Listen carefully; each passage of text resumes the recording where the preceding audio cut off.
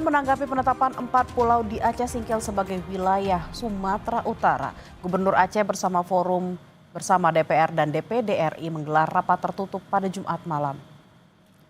Pembahasan sengketa 4 pulau di Kabupaten Aceh Singkil yang dilakukan secara tertutup oleh Gubernur Aceh bersama anggota Forum bersama DPR dan DPD RI Dapil Aceh berlangsung sekitar 2 jam.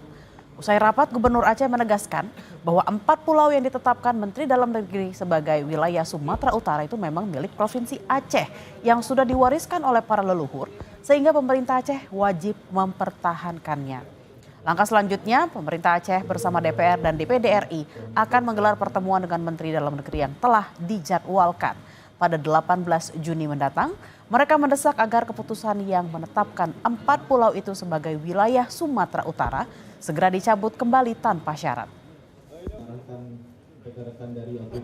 Ya, itu hak kita, kewajiban kita. Wajib kita pertahankan. Karena yang telah kita ketahui, pulau itu adalah milik kita. Milik Aceh, pemerintah Aceh. Wajib. Dan kita, mereka tetap memberikan pulau ini kepada Aceh. Apa rencana dibahas dengan Mendagri? Tanggal 18.